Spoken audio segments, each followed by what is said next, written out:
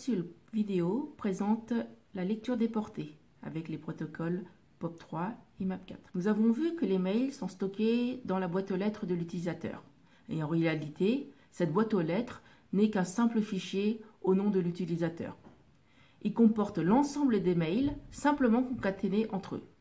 Pour lire son mail, il suffit simplement de lire ce fichier. Dans certains cas où vous pouvez accéder directement et localement à ce fichier, mais aussi dans les cas où vous récupérez une copie de votre boîte aux lettres en local, vous pouvez lire ce fichier directement à l'aide d'un simple éditeur de texte.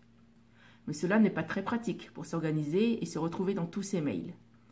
C'est pour cela que tous les lecteurs de mails présentent vos mails en les séparant, en présentant les sujets, les expédiateurs et les dates, et vous permettent de sélectionner un mail pour en voir le contenu. Lorsque vous supprimez un mail, le lecteur de mail ne fait rien d'autre que de supprimer les lignes correspondantes dans le fichier. Dans la grande majorité des cas, l'utilisateur n'accède pas directement et localement à sa boîte aux lettres.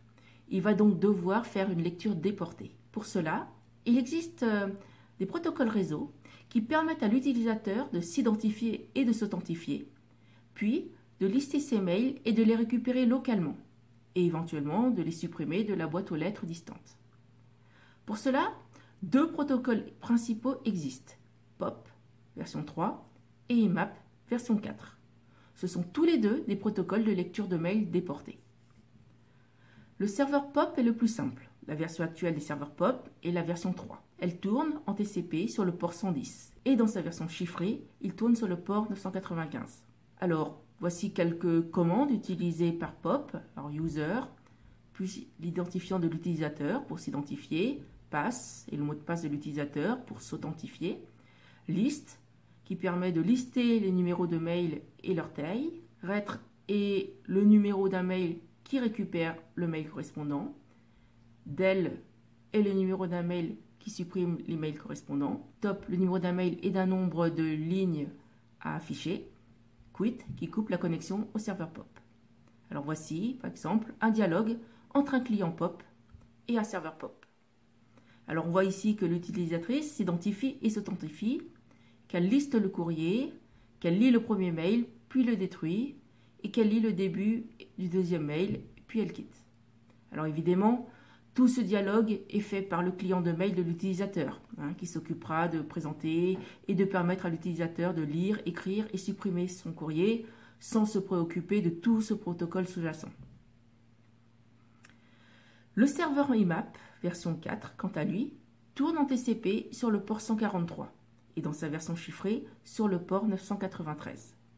De la même façon, on y trouve les commandes pour s'identifier et s'authentifier. Ce protocole, à la différence de POP, permet à l'utilisateur de gérer plusieurs boîtes aux lettres à son nom. Ainsi, l'utilisateur pourra sélectionner les boîtes aux lettres dans lesquelles déplacer ses mails. Sur le serveur, un système de répertoire et de fichiers est utilisé. Pour gérer les mails, IMAP utilise des flags. Par exemple, les mails estampillés avec des flags famille, les mails pro, les mails loisirs, etc.